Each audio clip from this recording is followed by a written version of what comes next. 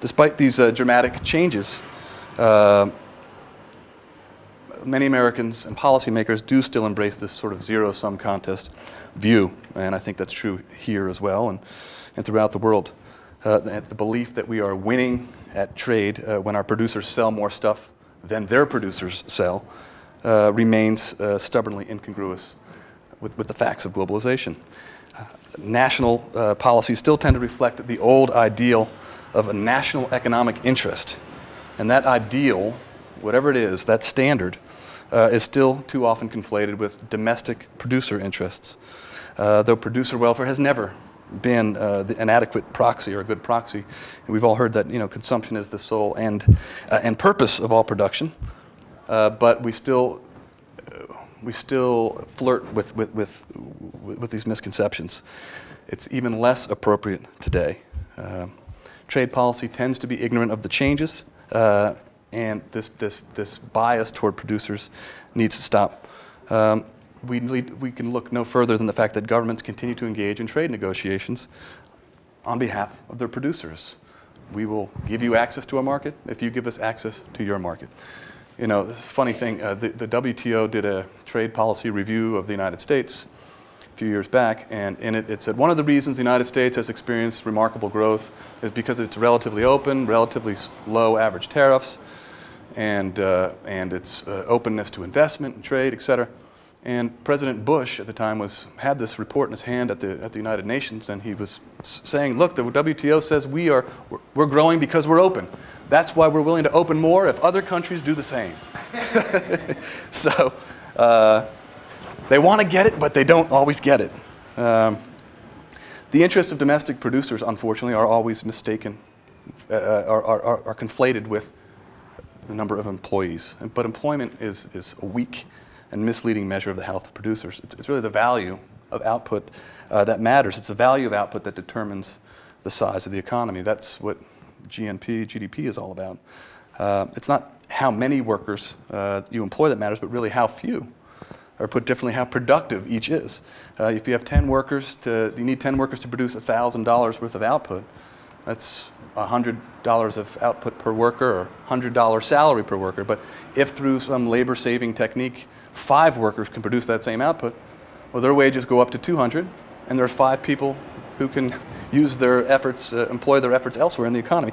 That's the essence of growth, not policies that seek to have British jobs for British workers or U.S. jobs for U.S. workers. What matters is performance and the ability to value. The ability to provide value at a profit. Creating jobs through fiat in the economy isn't very difficult when you have a legislature that's willing to mandate jobs. If the objective is to build a dam, maybe you have 5 workers and a bulldozer. But if the objective is to have a jobs program, you have 100 workers and 100 shovels. There are sort of different purposes here, and we need, if governments are going to adopt policies or promote policies that are consistent with good economics, they need to understand that distinction. Just a few more examples here. In the United States, when governments act on behalf of producers, they are disregarding everybody else in the supply chain, consumers of those inputs, for example. I like to look at U.S. anti-dumping duties. A really good example is we've had duties on hot-rolled steel for a number of years. And when you impose duties on hot-rolled steel, users of hot-rolled steel, which include all sorts of industries, suffer. Well, U.S. pipe producers were finding that since access to their most important ingredient was limited and prices were higher, that they were less competitive with Chinese pipe producers because the dumping duty was imposed against China. So the Chinese had more hot-rolled steel on their domestic market, which drove down the cost for pipe producers. So it was sort of a double whammy. So imports of pipe from China were deemed injurious to U.S. pipe producers. They brought their own anti-dumping case and got their own measures imposed. We have the same problem with sugar quotas. The U.S. sugar program is abysmal. For the past decade, sugar prices have averaged more than twice the world price. Okay, there's a few sugar producers in Louisiana and Texas and North Dakota, of all places. But there are lots of industries that rely on sugar, confectionaries and food processors, many of whom have split. They've gone to Mexico or Canada because they need access to their most important ingredient at a better price. You saw it happen here in 2005. Remember the bra wars, when all those clothes were sitting on European ports because I think at the time Mr. Mandelson suggested that we shouldn't be, that we've reached the quota, even though these products had been purchased and imported. So who did that hurt? It hurt retailers and consumers and people that drive the trucks from the ports to the warehouses. So there are huge costs, and we need to remind the policymakers about that. The Buy American situation in the United States is silly. Why? First of all, the justification for it is this is taxpayer money that's being spent, so therefore the government should be able to dictate how you spend that. But if you limit the choices for spending that money, you guarantee that it's going to be wasted. You're going to get the smallest bang for your buck, and that's what's happening. Not to mention retaliation that's going to happen.